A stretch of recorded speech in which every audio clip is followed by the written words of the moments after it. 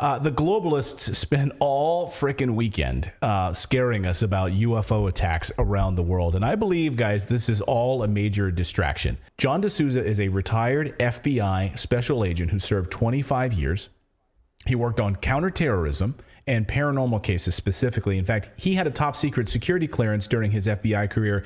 He literally was the one that collected X-Files that were used in the show X-Files. He warned us that politicians are going to start talking about UFOs. They're going to start talking about unexplained objects, UAPs, and trying to drum up fear, as he said, about a fake UFO invasion. He said this almost a year ago. They're going to have to do something else. And I think fake alien invasion is one of the main things they have ready. And here's one of the keys to understanding fake alien invasion is that there's segments of the Pentagon that I refer to as the dark Pentagon. It is military officials that are working with the cabal because they really need to get the fear up to get back on the map with this fake alien invasion. And we're going to see a lot more politicians start supporting the Tic Tacs and the UAPs.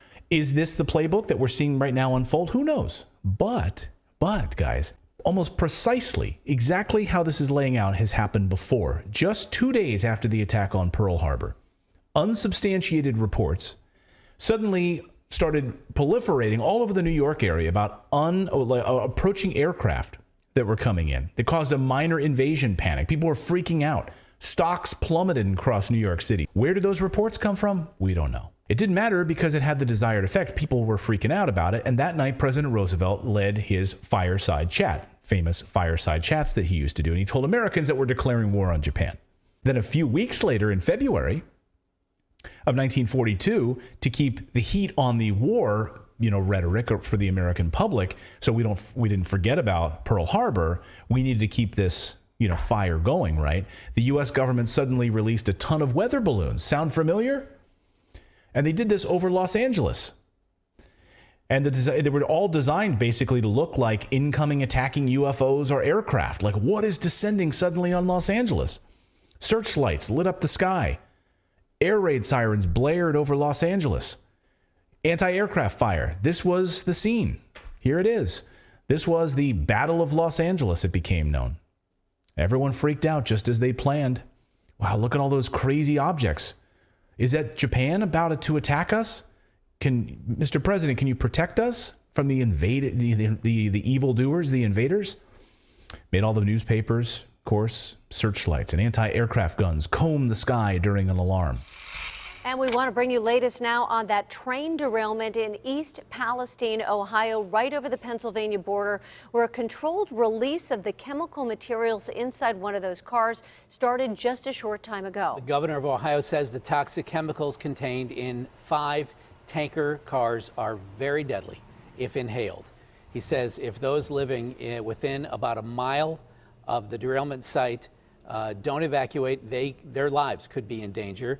He says you could also suffer severe injury, skin burns, serious lung damage. So emergency workers were going door to door to making sure that no one was in the home before they started that release. Are Ukrainian forces actively dropping chemical weapons on Russian soldiers using drones? Now, this would be a war crime. Videos have emerged over the past couple of days showing Ukrainian soldiers outfitting drones with what appears to be canisters of some sort of chemical agent. We don't know. Other videos have emerged showing these drones dropping these canisters on Russian soldiers. The videos are horrible to watch as soldiers writhe around on the ground, convulsing, having seizures, and of course dying moments later. We're not going to show you those videos. You can seek them out if you want to. Former UN weapons inspector Scott Ritter joins us now. Good to see you, Scott. Welcome to the show as usual. When you hear these stories coming out of Ukraine, these videos emerging of purported chemical weapons being outfitted on drones, what happens in your brain? Well, first of all, I have to take the videos at face value.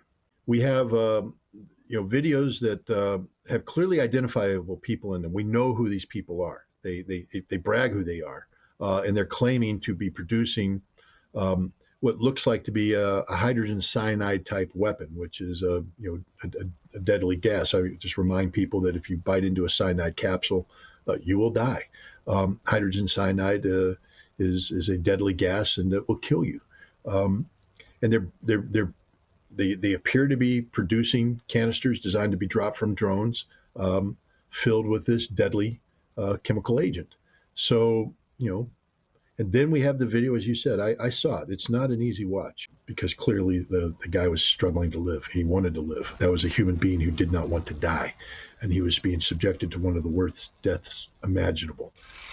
Cue the potential bread shortage in 2023. A potential vegetable oil shortage is likely in 2023. Corn shortage in 2023. Unfortunately for us all, there is a looming butter shortage. If we find ourselves amidst a tomato shortage in 2023, blame the extended drought devastating California. It's only natural to conclude a flour shortage may be coming in 2023. Unfortunately, the widespread instances of skyrocketing prices on basic food items aren't likely to change much in 2023, particularly when it comes to beef. With the fairly stark drop in beef production predicted in the second half of this year, you can expect a batch of burgers or steaks to dent your wallet soon.